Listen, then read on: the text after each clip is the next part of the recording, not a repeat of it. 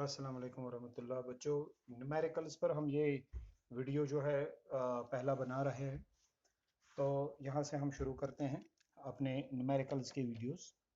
तो देखिए, हम पहले इस वीडियो में रेजिस्टेंसेस जो है इक्विवेलेंट रेजिस्टेंसेस में कैलकुलेट करेंगे।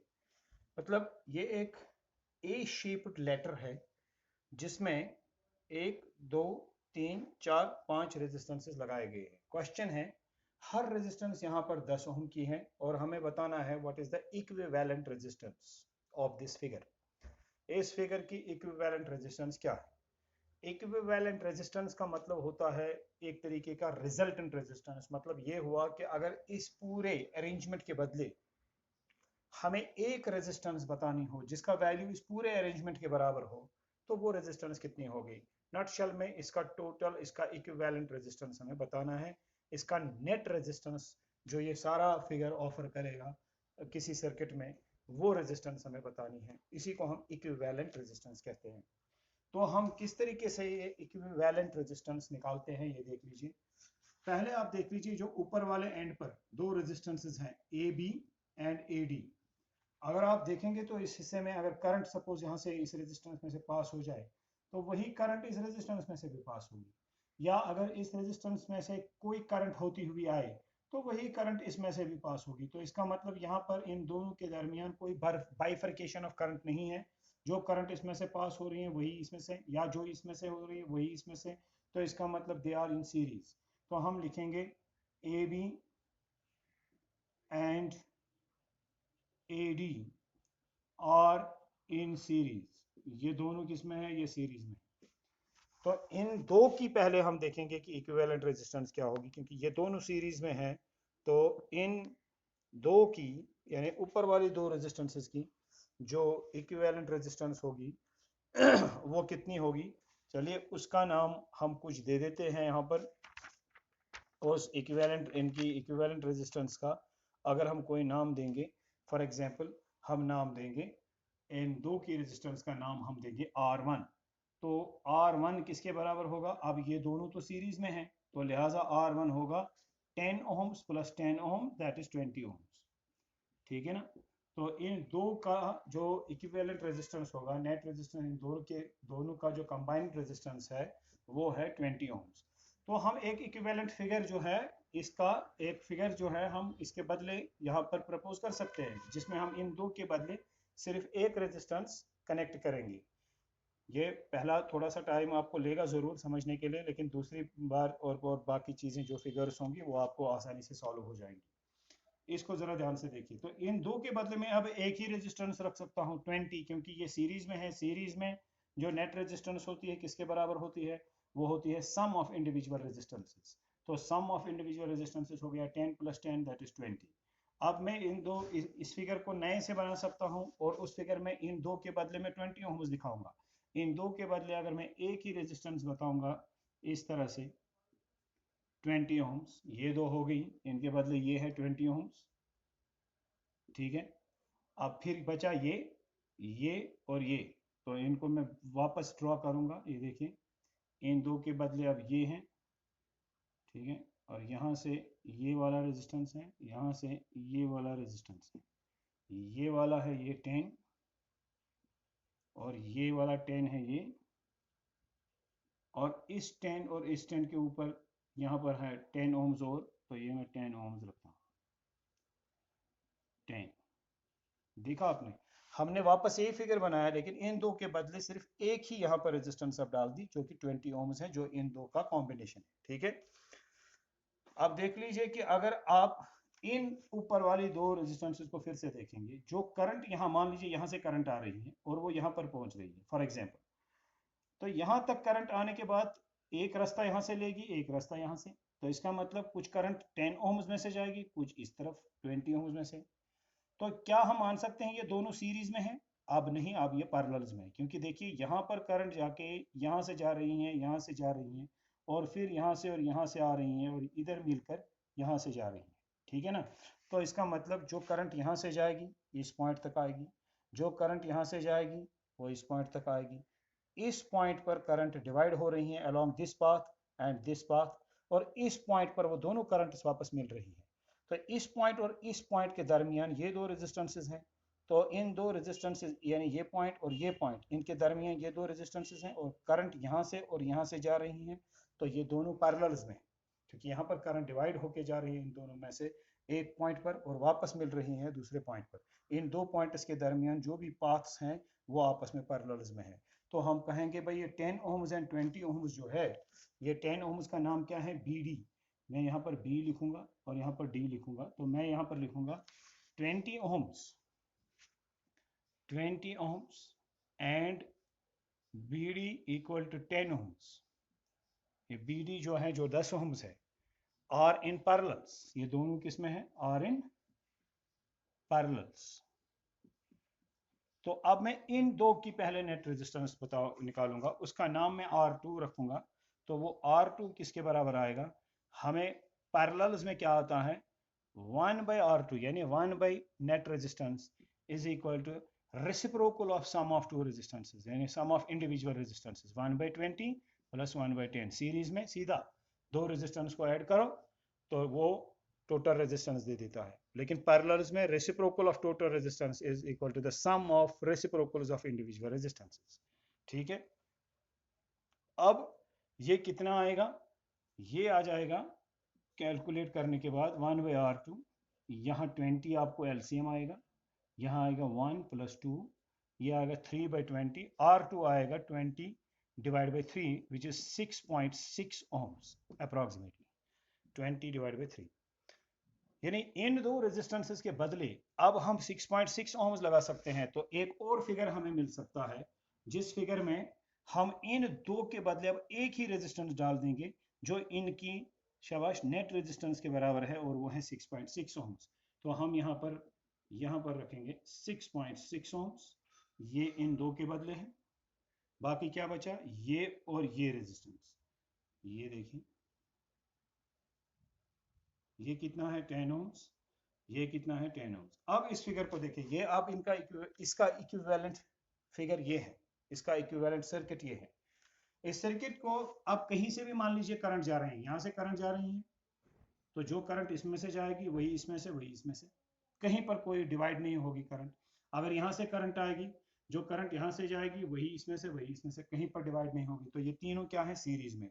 तो इनका नेट या इक्विवेलेंट रेजिस्टेंस कितना होगा, वो होगा और इक्विवेलेंट, मैं इसको लिखूंगा। अब ये तीनों सीरीज में है तो वो आएगा 10 ohms plus 6.6 ohms plus 10 ohms, और कितना होता है वो होता है 26.6 ohms।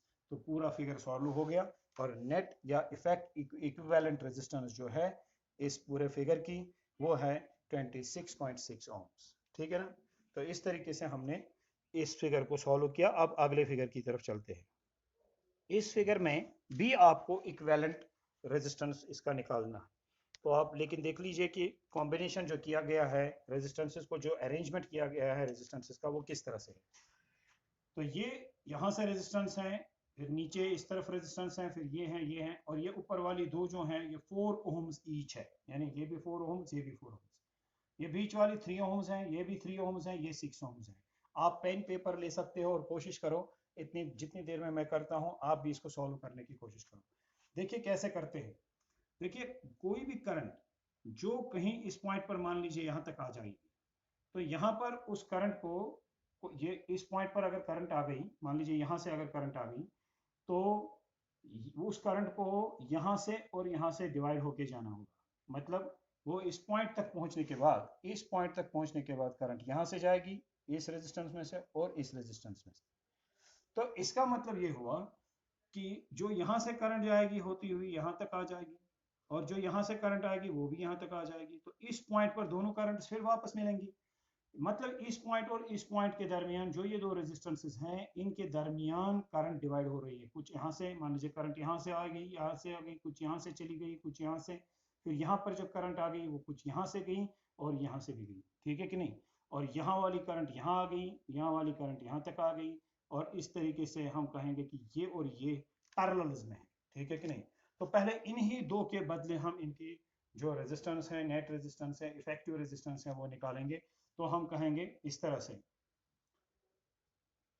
3 ohms and 6 ohms at extreme right, जो एक्सट्रीम राइट साइड पर है, और इन पैरेलल्स, ये दोनों पैरेलल्स में, ठीक है ना।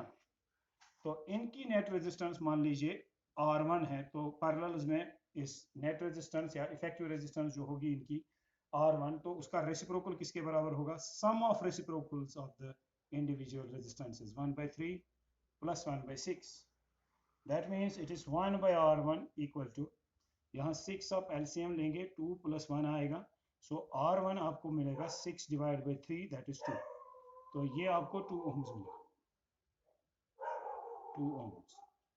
तो इसका मतलब ये हुआ आपको इन दो के बदले एक ही रेजिस्टेंस लगानी होगी और उसका वैल्यू होगा 2 ओम्स।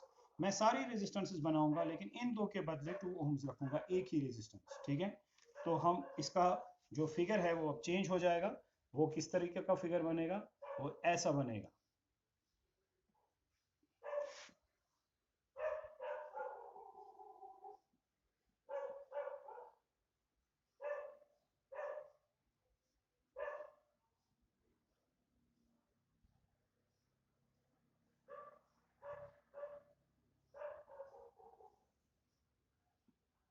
ये कितना है, 4 ओम्स, ये वाला, ये रेजिस्टेंस है 4 ओम्स, ये वाला, ये है 3 ओम्स, ये वाला, ये, मगर इन दो के बदले एक ही है 2 ओम्स और वो है ये 2 ओम्स। अब इस फिगर को आप सॉल्व कीजिए, ठीक है ना, जैसे हमने पहले सॉल्व किया।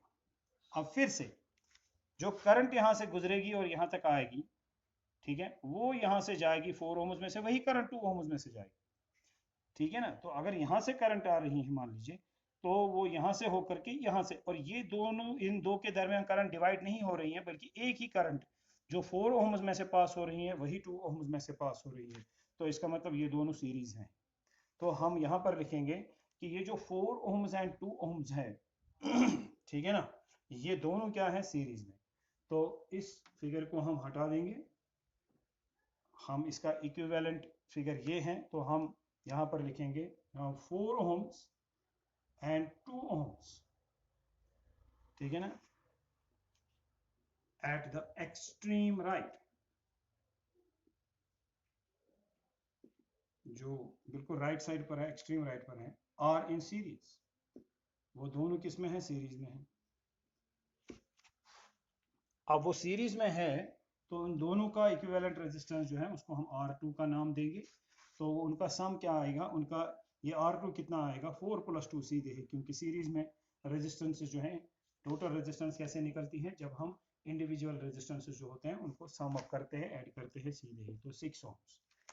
अब मेरा दूसरा फिगर जो बनेगा उसमें इन दो के बदले एक ही रेजिस्टेंस लगेगी और वो 6 ओम्स की होगी, ठीक है। तो बाकी के मैं ऐसे ही बनाऊंगा, तो इसका मतलब इक्विवेलेंट फिगर जो है चेंज हो जाएगा। अब इक्विवेलेंट फिगर जो है वो ये बनेगा, ठीक है। अब इन दो के बदले एक है और वो है 6 ओम्स। ये देखिए ये कितना है, ये वाला है 4 ओम्स, ये कौन सा है, ये 3 ओम्स है, ये वाला, ठीक है। और ये कितना है, ये इन दो के बदले है 6 ohms.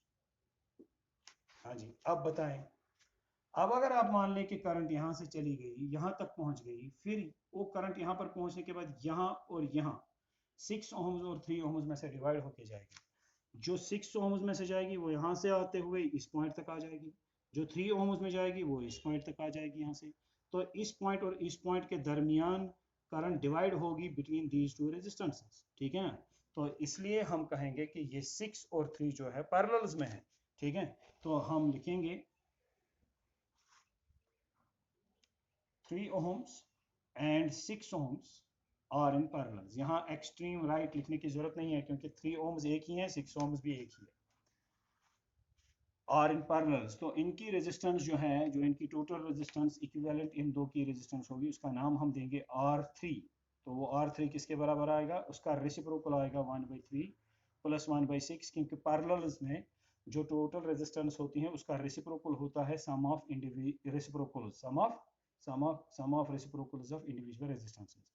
This is 1/R3 is equal to ये 6 LCM, दिस इज 2 + 1 एंड ये R3 आ जाएगा आपको 2 ohms। अब मुझे क्या करना है, इन दोनों के बदले मुझे सिर्फ 2 ohms लगा देना है, तो फिगर चेंज हो जाएगा फिर से। तो ये इस तरह से 4 ohms जो हैं ये ऐसे ही रहेंगे, ठीक है। तो इन दो के बदले में एक ही लगाऊंगा अब 2 ohms, फिर इस तरह से। आप बताएं क्या हो रहा है, ये 4 और 2 सीरीज में है, जो करंट 4 में से पास होगी वही 2 में से पास होगी, तो इनका जो अब इफेक्टिव टोटल रेजिस्टेंस होगा वो होगा R4, और वो किसके बराबर होगा, 4 + 2 दैट इज 6 ohms। मतलब ये हुआ कि नेट रेजिस्टेंस जो है, जो पहले हमने फिगर दिया था जो मैं मिटा चुका हूं, उस फिगर का इफेक्टिव रेजिस्टेंस 6 ohms है। मतलब इतनी सारी रेजिस्टेंसेस के बदले अगर आप किसी सर्किट में सिर्फ 6 ohms जोड़ दें तो वो 6 ohms वही काम करेगा जितना वो सारा जो काम वो सारी रेजिस्टेंसेस करेंगी जो उस फिगर में थी, ठीक है ना। तो ये हमारा दूसरा केस था, या हमारी हम कहेंगे दूसरी फिगर थी, ठीक है।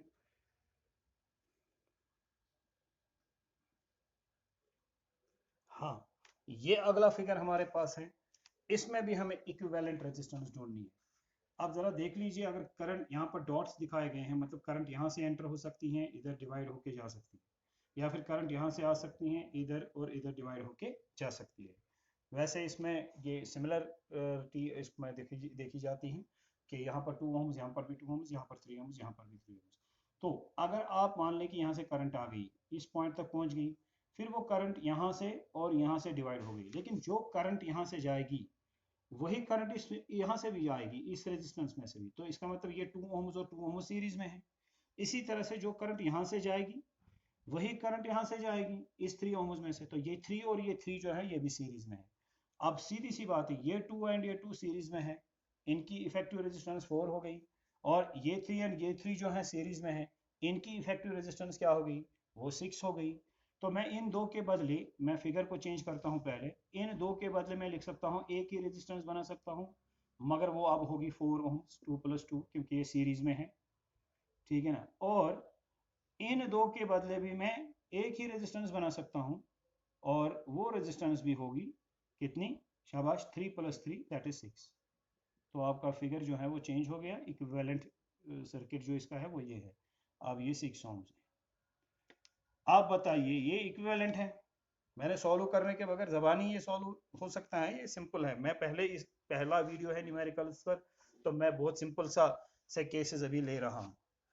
मगर आप जरा देख लीजिए, अगर एक करंट यहाँ से आ रही है और आप उस करंट, हाँ तो आगे बढ़ते हैं, और आप देख रहे हैं क्या है ये, अब 4 और ये 6 ohms। अब अगर करंट यहाँ से आएगी तो यहाँ पर डिवाइड होके कुछ इसमें से और कुछ इसमें से जाएगी, यहाँ पर वो करंट जो है फिर से ज्वाइन हो जाएगी, यहाँ वाली करंट और यहाँ वाली करंट। तो इसका मतलब इस पॉइंट और इस पॉइंट के दरमियान जो ये दो रेजिस्टेंसेस हैं ये पैरेलल्स में हैं, क्योंकि करंट इस पॉइंट पर डिवाइड हो रही हैं इन दो रेजिस्टेंसेस में से और यहाँ पर मिल रही है।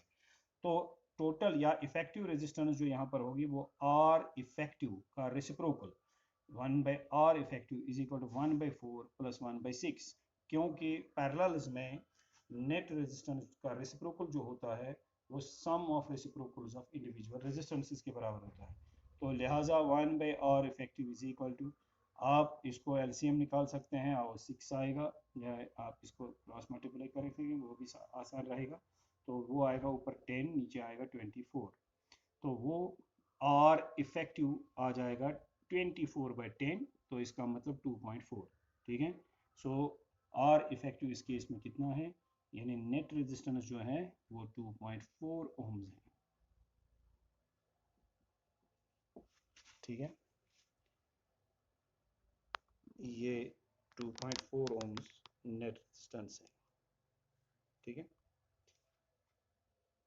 ठीक, तो ये कुछ केसेस आ गए। नेक्स्ट केस हम देखना चाहेंगे इसी तरीके का, यानी जिसमें आपको एक फिगर मिलेगी और आपको उस फिगर को सॉल्व करके इक्विवेलेंट रेजिस्टेंस जो है वो निकालना है, ठीक है।